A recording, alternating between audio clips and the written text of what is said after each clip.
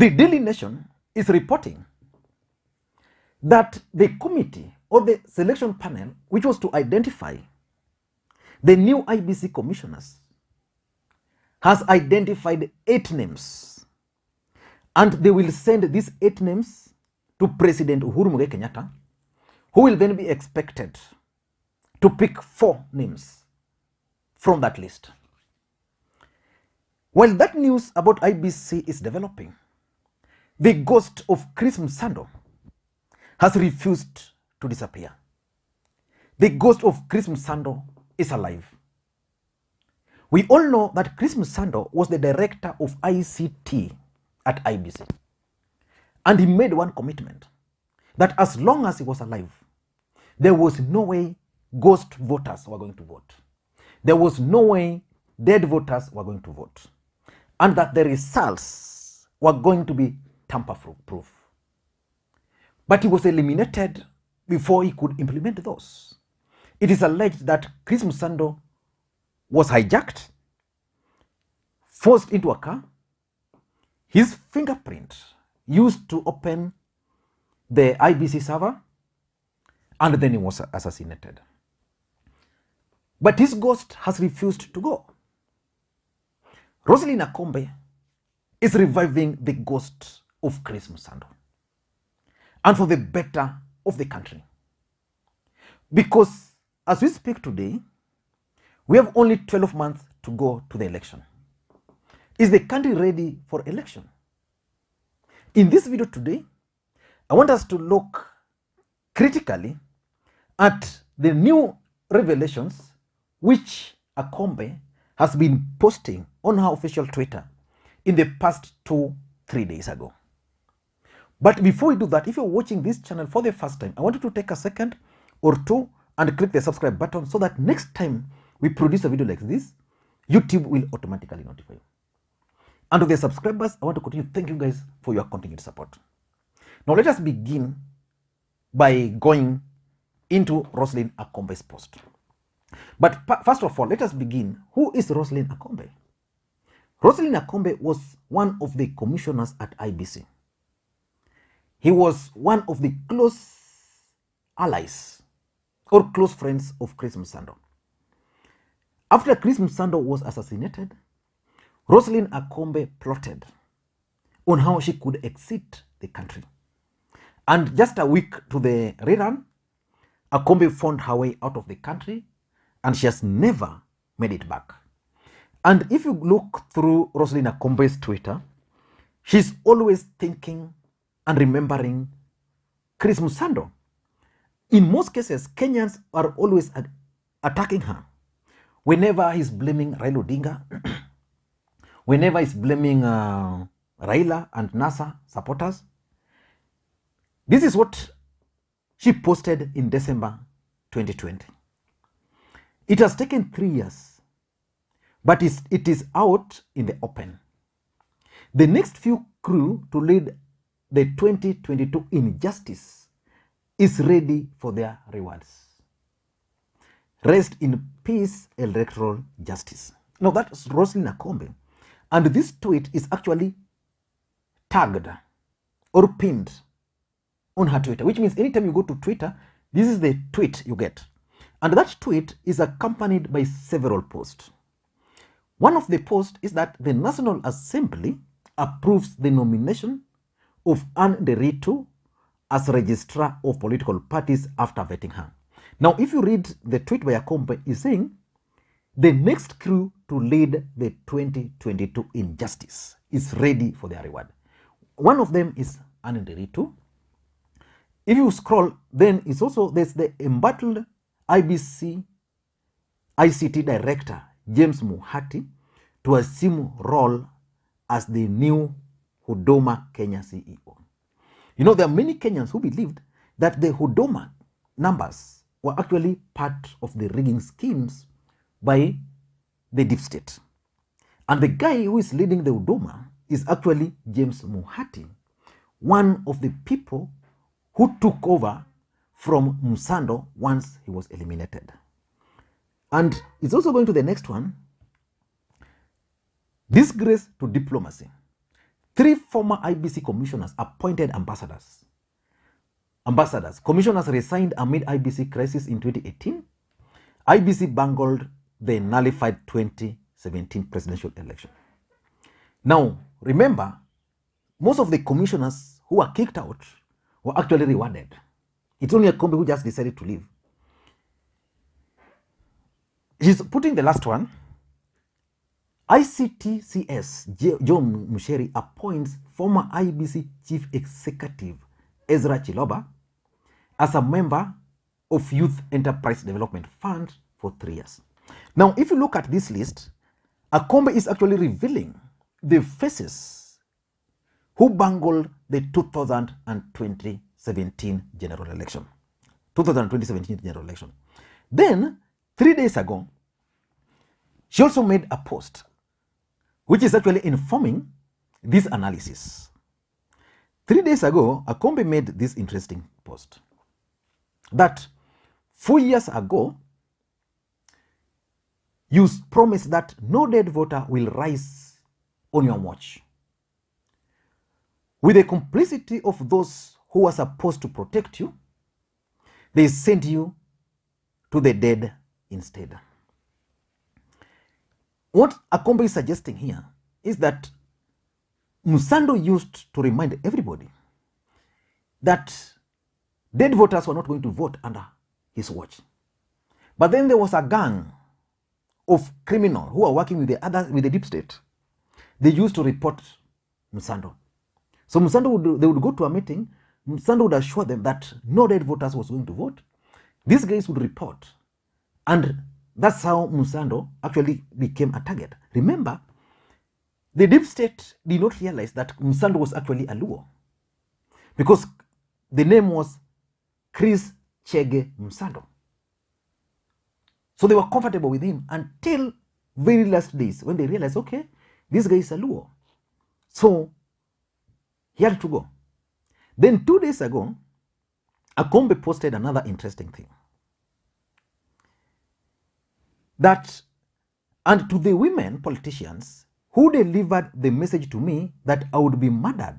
Na watu wataongea siku moja mbili, and only your children will keep mourning. Hope you realize that we are changing that.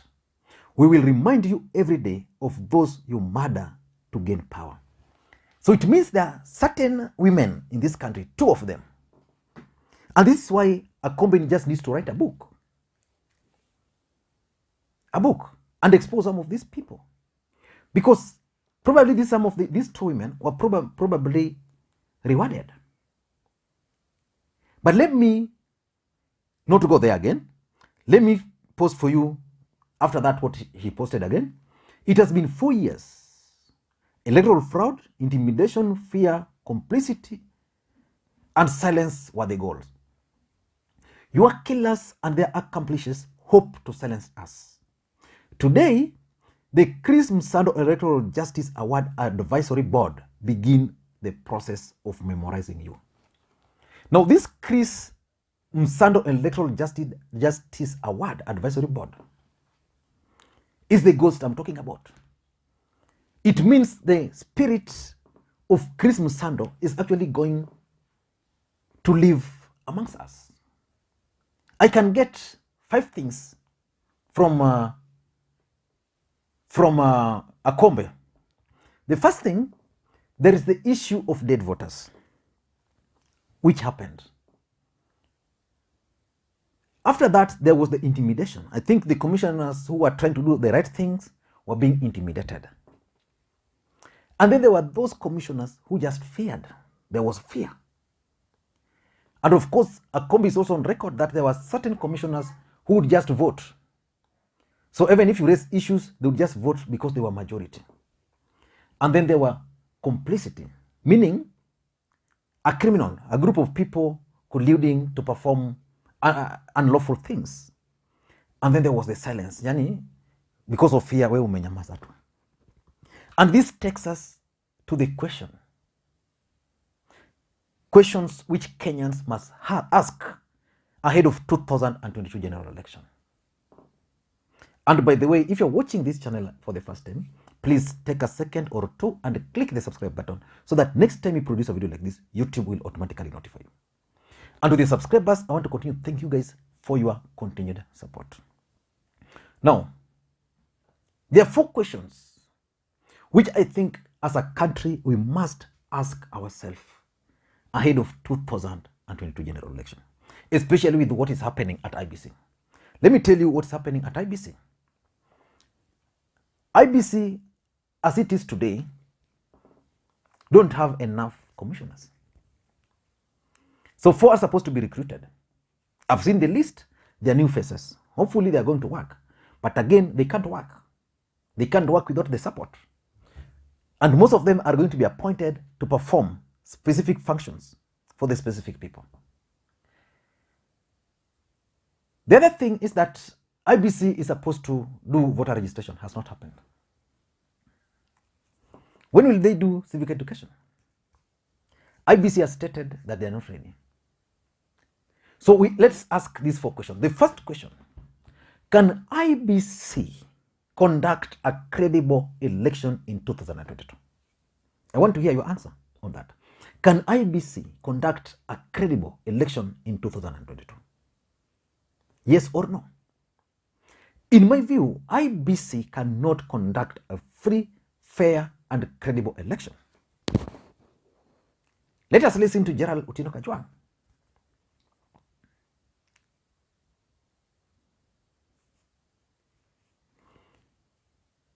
Basically, IEBC will never conduct a free and fair, credible elections as long as Wafula Chebukati is still the chairperson. As long as Professor Gulie is still a commissioner. Those are the faces of cartel at IEBC. These guys' hands were dipped in the mud. So they'll try to do every other thing. They have scandals. Basically, they are sticking there because they don't have any other option. If they were credible, for example, Chebukati would have resigned. But he can't resign because he did so much and is using this opportunity to try and to protect the bad things they did. So they can't conduct a free, fair, and credible elections. In Kiamba, recently, there were issues about how they conducted that election. And many other places. There are still people calling the shots and pulling strings from outside IEBC. So IEBC, as currently constituted, cannot conduct a free and fair election in this country. So that's the first question. No, they can't conduct a free, credible election. The second question is that, is there need for electoral reforms in this country? There is need. And this is something, if I were Raila Odinga, I would pursue. Electoral justice. But Raila Odinga is a victim. He's been robbed twice. And since he has been robbed twice, he believes there's nothing which can be done as at now, as long as he's outside the government. So Raila Odinga is pursuing joining government at all cost. So basically, the end justifies the means for Raila Odinga. So if he can become the president of the Republic of Kenya without electoral justice and electoral reforms, then it's okay. Then he can implement some of these things once he's in power. But the truth is, as a country, we need an electoral reform. We want a country where when you go to the election, or if you go to the elections, they should be free, fair, and credible. They should be verifiable. Unlike the current situation, where algorithm determines who becomes the president, who becomes your governor. So, electoral justice is required. Electoral reforms. No election, no reforms, no election. But who can lead this? Who? Currently. Okay. Raila Odinga is in government. Ruto is outside the government. Technically, as we speak today. So the person who should lead this call is actually none other than William Samoei Ruto. But William Ruto is also tainted. He can't lead this kind of campaign. Why? He was there, he defended through thick and thin all the electoral injustices which were being done in this country. He actually presided over them. Because the moment he will try to talk about it, people like Akombe will come out and reveal what they did, will come out and expose their strategies outside there. People like Akombe will not allow them to do that. Even the spirit of Chris Msando will not allow some of these people to lead electoral reforms. But the truth of the matter is that William Ruto needs electoral reforms in this country. Raila Odinga needs electoral reforms in this country so that we go to the polls. If Ruto wins, he becomes the president. If Raila wins, he becomes the president. If Mudavadi wins, he becomes the president. And Kenyans will be happy that way. But as currently the situation, that cannot happen. So the second question is there a need for electoral reforms? Yes. But who is going to lead that? Nobody. So we might not have electoral reforms in this country. Number three, the third question is that, is someone somewhere keen on setting IEBC for failure? I agree, and I think that someone has sat somewhere and is actually setting IEBC for failures. Why do I say so? Voter registration is not happening in this country. There are certain things which should happen before the next election.